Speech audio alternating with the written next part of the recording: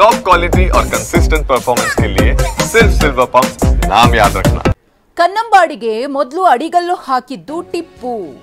ಇದು ಸಚಿವ ಎಚ್.ಸಿ. ಮಹದೇವಪ್ಪನವರ ಹೇಳಿಕೆಯಾಗಿತ್ತು. ನಿನ್ನೆ ಅವರು ಮಾತನಾಡಿದ್ರು, ವಿವಾದಕ್ಕೂ ಕೂಡ ಕಾರಣವಾಗಿತ್ತು. ಇದ್ರ ಬಗ್ಗೆ ರಿಯಾಲಿಟಿ ಚೆಕ್.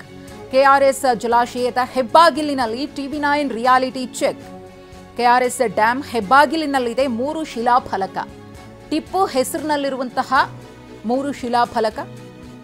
ಟಿಪ್ಪು ಭಾವಚಿತ್ರದ ಕೆಳಭಾಗದಲ್ಲಿವೆ ಶಿಲಾನ್ಯಾಸದ ಕಲ್ಲುಗಳು. ಅದರಲ್ಲಿ ಕನ್ನಡ, ಇಂಗ್ಲಿಷ್ ಮತ್ತು ಪರ್ಷಿಯನ್ ಭಾಷೆಯಲ್ಲಿ ಶಾಸನ ಇದೆ.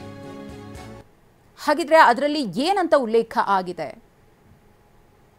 ನಿನ್ನೆ ಎಚ್.ಸಿ. ಮಹದೇವಪ್ಪನವರು ಕೆಆರ್ಎಸ್ ಕಟ್ಟೋದಕ್ಕೂ ಅಡಿಗಲ್ಲು ಹಾಕಿದ್ದು ಟಿಪ್ಪು ಅಂತ ಹೇಳಿದ್ರು. ಇದ್ರ ಬಗ್ಗೆ ಯಾರಿಗೂ ಮಾತನಾಡೋಕೆ ಧೈರ್ಯ ಇಲ್ಲ ಅಂತ ಹೇಳಿದ್ರು.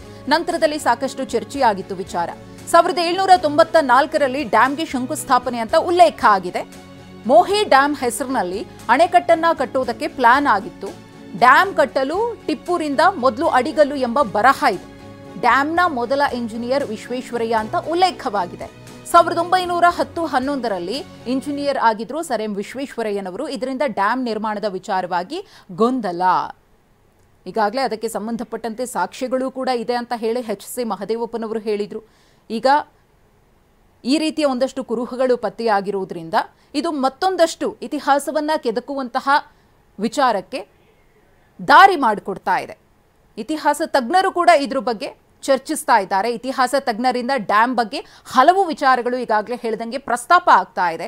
ಟಿಪ್ಪು ಸುಲ್ತಾನ್ ಅಣೆಕಟ್ಟು ಕಟ್ಟಲು ಮುಂದಾಗಿದ್ದು ಸತ್ಯ. ಆದರೆ ಕೆಆರ್ಎಸ್ಗೂ ಟಿಪ್ಪು ಯೋಚನೆಯ ಡ್ಯಾಂಗೂ ವ್ಯತ್ಯಾಸವಿದೆ. ಆತ ಮೋಹೆ ಹೆಸರಿನ ಡ್ಯಾಮ್ ಅನ್ನ ಕಟ್ಟುವುದಕ್ಕೆ ನಿರ್ಧರಿಸಿದ್ದ.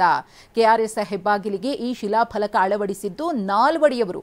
ಬೇರೊಂದು ಸ್ಥಳದಲ್ಲಿದ್ದ ಶಿಲಾಫಲಕವನ್ನ ಈ ಹೆಬ್ಬಾಗಿಲಿಗೆ ಹಾಕಿದ್ರು.